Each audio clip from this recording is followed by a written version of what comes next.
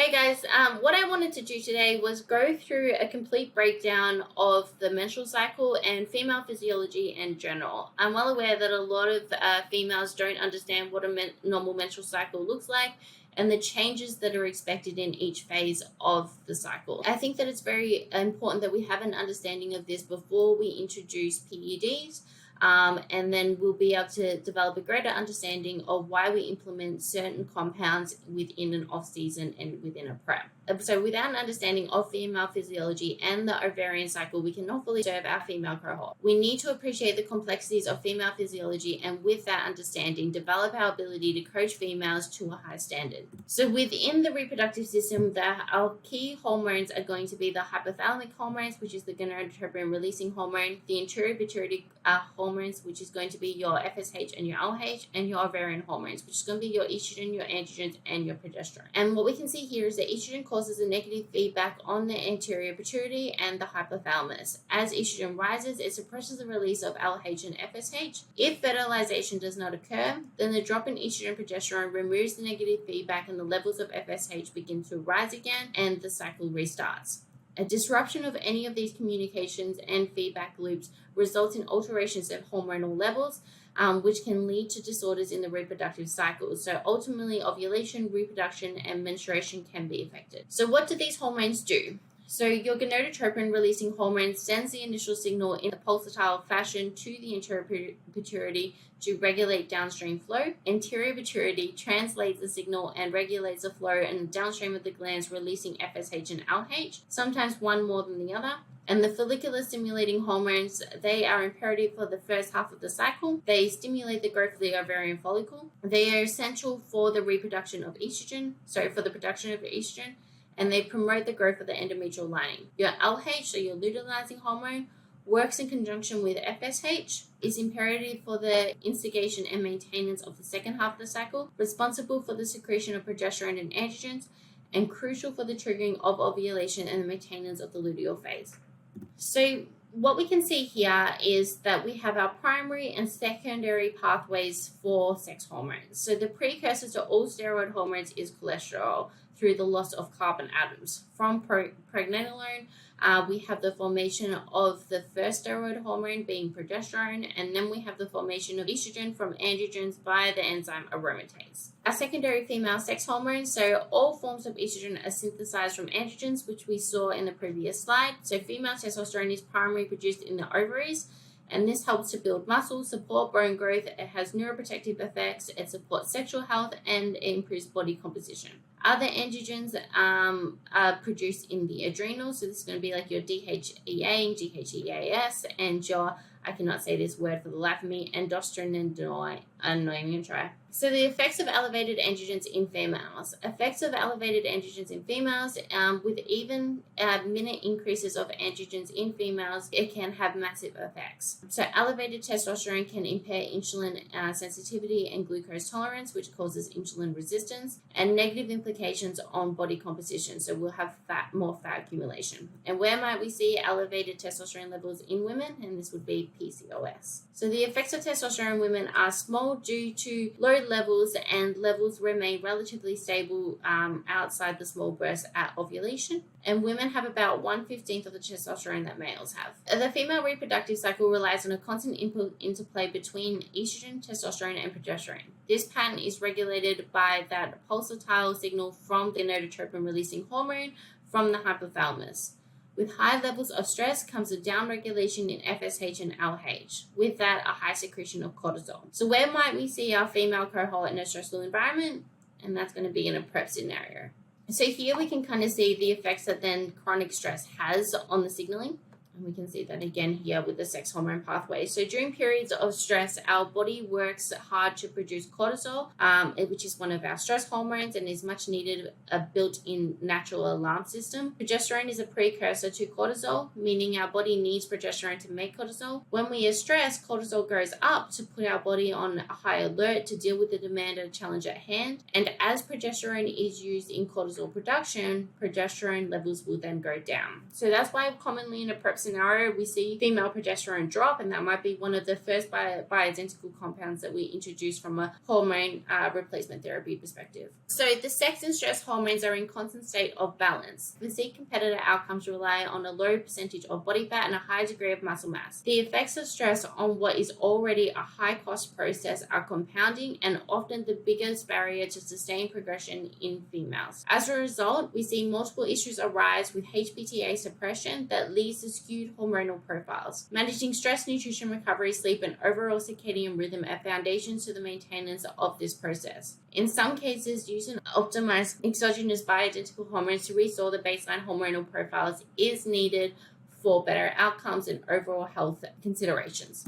Estrogen signals the cells to grow. It is mostly synthesized in the ovaries with a lesser amount synthesized in the adrenals. Estrogen plays a role in the upregulation of progesterone and progesterone receptors, leading to the second half of the cycle. So estrogen will stimulate the endometrial growth in the first half of the cycle. It's essential for the formation of bones, maintenance of female characteristics, maintaining normal lipid panels of HDL and LDL, promoting sleep quality due to the relationship with melatonin and serotonin, aids in nutrient partitioning, so glucose utilization, fat loss, skeletal muscle hypertrophy, and cardiovascular health. So we have three types of estrogen. We have a E1, which makes up about 5 to 10% of the available estrogen. This is produced primarily during menopause, so the adrenals after the ovarian production ceases, and synthesized by aromatase from, and I'm not going to try and say that word again. E2 makes up about 5 to 10% of available estrogen and is biologically potent. So it's about 12 times more potent than E1 and 80 times more potent than E3. Its primary role is reproductive process, and most references to estrogen will refer to E2. E3 makes up about 80 to 9% of available estrogen. It's biologically weaker. Its role is in vaginal lubrication, and its primary role during pregnancy, so it's produced in the placenta, and all estrogens eventually find their way to E3, which we can see here in this slide. Estrogen deficiencies. So the common symptoms that we're going to see here are effects on sleep and cognition, night sweats, lower libido, decreased concentration and brain fog, hot flushes, fatigue, depression, osteoporosis, poor conditions of skin and hair, a loss of motivation and physical readiness, and potential acute implications to the lipid panel balance, so increased LDL and lower HDL. In estrogen dominance, we see excess in menstrual bleeding, we see emotional disruption and inconsistencies, we see fat accumulation, particularly in the abdomen and thighs, we see headaches and migraines, high cholesterol levels promote GI issues, so colitis. We see thyroid dysfunction, so low uptake of the conversion of T4 to T3, which we term as hypothyroidism. We see increased risk of uterine and breast cancer, and we see water retention, so that's usually coupled with higher blood pressure.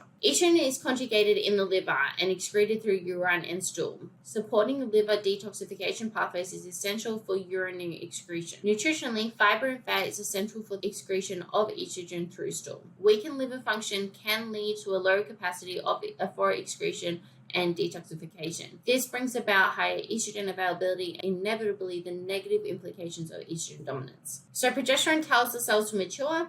It too is mostly synthesized in the ovaries and to a lesser amount synthesized in the adrenals. Without a viable corpus luteum, progesterone production diminishes. It is imperative to have enough progesterone in the second half of your cycle to counteract the effects of estrogen in the first half, meaning there is a high degree of interplay here. The primary roles of progesterone are going to be maturation of the endometrial lining, regulating the monthly menstrual cycle. Progesterone has been shown to either stimulate or inhibit the growth of breast cancer cells. It inhibits lactation during pregnancy. It plays a role in the maternal immune response, has potentially neuroprotective benefits. On average, the length of the normal cycle is 28 days. However, this is not always the case and it can vary. So usually we consider 21 to 40 days to be considered normal. Being aware of the variation is essential to understanding the ovarian physiology. So if we take the 28-day example, we have two distinct phases here. We have the follicular phase, which is days 1 to 14, and the dominant hormone here is going to be estrogen.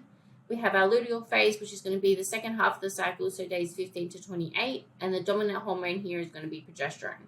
This is probably my favorite representation of the menstrual cycle because it shows what happens with the corpus luteum, it shows what happens with our body temperature, it shows what happens with our LH and FSH levels, what happens with our estrogen and progesterone levels, and what happens with the endometrial lining. So during the follicular phase, we have higher FSH stimulating the growth of the follicle. With rising FSH comes increasing estrogen and to a lesser extent progesterone. Follicular secretion of estrogen continues. As estrogen begins to peak, there is a drop off in the secretion of FSH.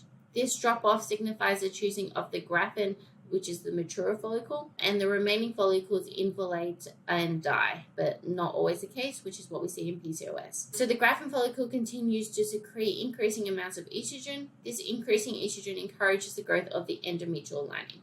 In the later half of the follicular phase, the elevating estrogen also encourage the increase of FSH receptors on the graphene follicle. With that, the growth of the endometrial lining allows for the uterine cells to increase progesterone receptors in preparation for the second half of the cycle. Any available testosterone and progesterone is converted to estrogen, or E2, via the aromatase, causing a surge. This surge in E2 triggers the thickening and further growth of the endometrial lining, as well as sharp spikes in LH levels. It is a surge in luteinizing hormone that then triggers the start of ovulation. E2 and LH levels abruptly drop around 1 day prior to ovulation. Follicle begins to swell, and the ovum follicle exposes itself and later ruptures, and the ovum is released. The ovum is drawn into the fallopian tube via chemical communications within the ovary. This increases progesterone receptors in preparation for the second half of the cycle. Once the egg is drawn up, this is what happens in the luteal phase, the empty follicle develops the corpus luteum. The previous follicular cells begin to develop into the luteal cells. The corpus luteum begins to secrete increasing amounts of progesterone and to a small amount estrogen. This causes the endometrial cells to mature and proliferate in preparation for the implementation of the ovum.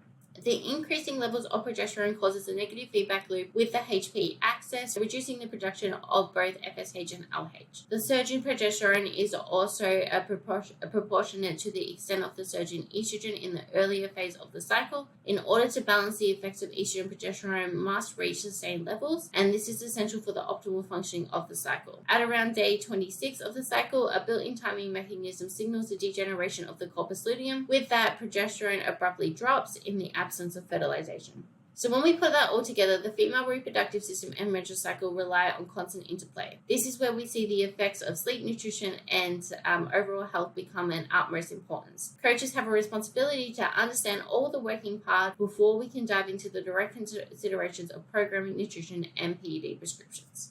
So, menstrual cycle tracking methods. It is recommended to accumulate at least 3 to 6 months worth of menstrual data prior to making direct changes to reflect in reflection of the cycle. So software I recommend would be Flow, Clue, and Fertility Friend. The above apps create an immersed data-driven experience where clientele can note dates, symptoms, and be given prompts in reflection of their cycle. The most accurate method of tracking is basal body temperature using a thermometer. So previously we noted the changes in body temperature within the second half of the cycle. Due to the rising of levels of progesterone after ovulation, body temperature can rise by up to 0.5 degree. The rise in temperature has apparent and noticeable metabolic implications. Using an external thermometer can give us an accurate representation of hormonal status regardless of whether or not a female is having a menstrual bleed. So just in consideration to that, just because you are having your menstrual bleed doesn't mean that you are ovulating. So that's why it is important to track all these symptoms, and I do often suggest that clients check their waking temperature every day. Varying levels of estrogen and progesterone throughout the cycle affect the handling of carbohydrates and sodium. This is why we see fluctuations in weight across the month. With that, these fluctuations change intracellular and extracellular water concentrations, so thus body weight is regularly skewed variable within females. So what we see here is in the early follicular, we have our weight at its lowest. At the late follicular, we have it slightly higher. In the early luteal, we have it slightly lower. And then in the late luteal, we have it our heaviest. Due to the constant variability and hormonal interplay, we must always compare data on a week-to-week and like-to-like basis. The truest reflection of body weight is likely to show 2 to 4 days after menstruation ceases. With carbohydrate handling and metabolization, The estrogen promotes insulin sensitivity, associated with high capacity for glycogen storage and sparing, promotes contraction stimulated glucose uptake, associated with suppressed gluconeogenesis, which is a conversion of protein to carbohydrate, and progesterone downregulates insulin sensitivity. It's associated with lower capacity of glycogen storage and sparing. It downregulates the contraction stimulated glucose uptake, and is associated with increased gluconeogenesis. So pretty much just the opposite. And high metabolic rate, which is why we see the increase in body temperature. Fat metabolism, estrogen is associated with increased growth hormone, which helps to increase fat metabolization during exercise. It's associated with increased fat breakdown and release of fatty acids, which we know as lipolysis. It improves the distribution of lipids through interaction of lipoproteins and lipase. It upregulates the AMPK, which works to aid the uptake of oxidation of glucose and fatty acids, and progesterone does the opposite. Protein metabolism.